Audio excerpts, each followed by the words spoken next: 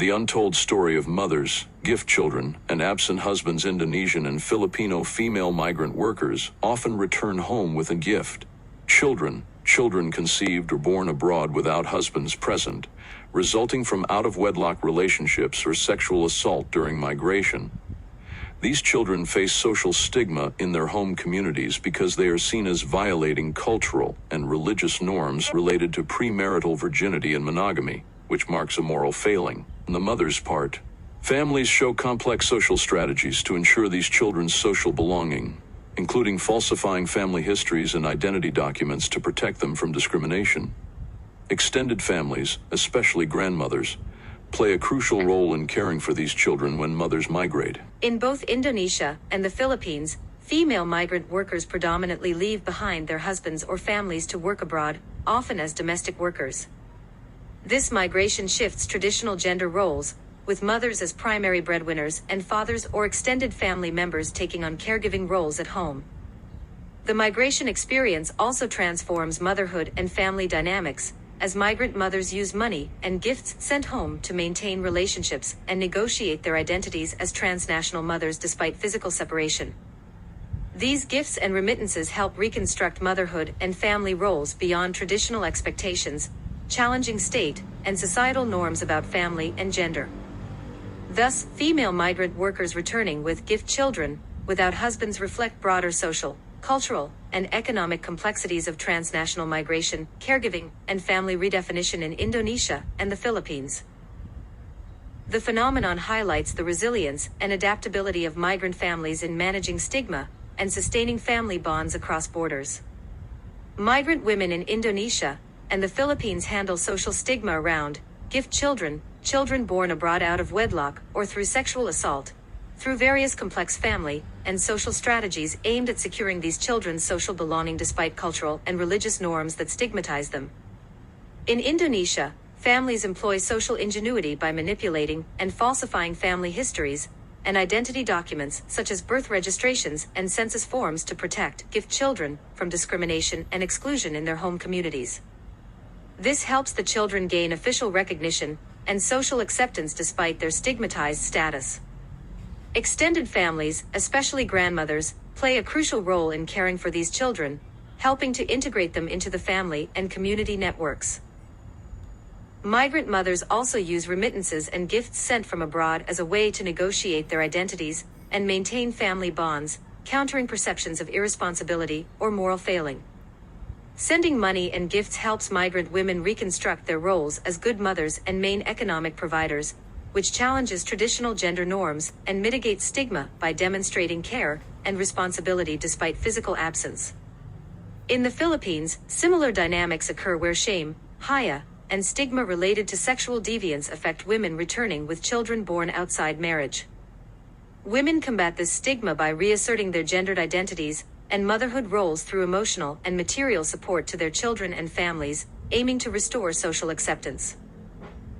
Overall, migrant women and their families actively resist stigma by creating family fictions, leveraging kinship networks, and using economic and emotional resources to ensure that gift children are accepted and cared for within their communities.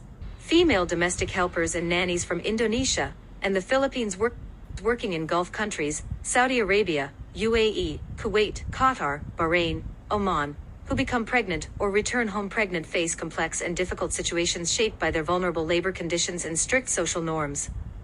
Context of work and vulnerability. These women predominantly work under the restrictive kafala sponsorship system, which ties their legal residency and employment status to their employer. This system grants employers significant control, often leading to exploitation, abuse, and limited freedom of movement.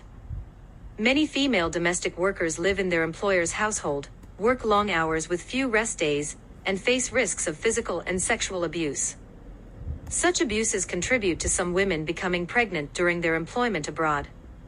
Challenges of pregnancy abroad. Pregnancy outside marriage is highly stigmatized in both Indonesia and the Philippines due to cultural and religious norms. Female migrant workers who return pregnant or with children fathered abroad often face severe social stigma, discrimination, and familial rejection. Because of the kafala system and employer control, pregnant domestic workers may lose their jobs and legal status, risking detention and deportation. Many are forced to leave their employment abruptly and return home under difficult circumstances. Handling social stigma and support systems.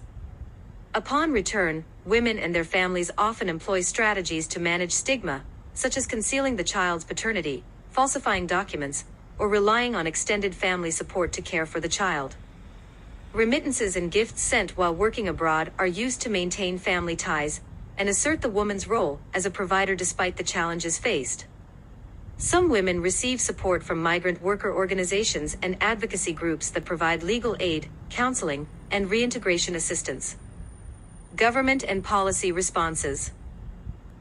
Both Indonesia and the Philippines have implemented policies to protect migrant workers, including bans or restrictions on deployment to certain Gulf countries during periods of heightened abuse reports, and bilateral agreements aimed at improving working conditions. However, enforcement remains challenging due to the informal and isolated nature of domestic work and the power imbalance under the kafala system. In summary, Indonesian and Filipino domestic helpers and nannies in Gulf countries who become pregnant abroad face precarious working conditions and severe social stigma. They and their families adopt various coping strategies to protect themselves and their children, while governments and NGOs continue efforts to address the systemic vulnerabilities of these migrant workers.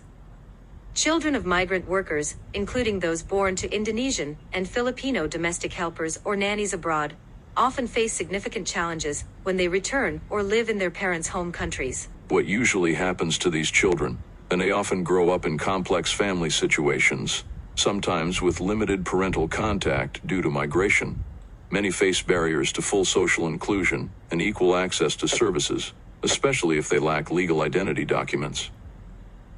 Some children experience disrupted education and developmental challenges due to economic and social hardships. Non-governments and NGOs in Indonesia and the Philippines have begun implementing policies and programs aimed at improving access to education, legal protection, and psychosocial support for these children, but gaps remain.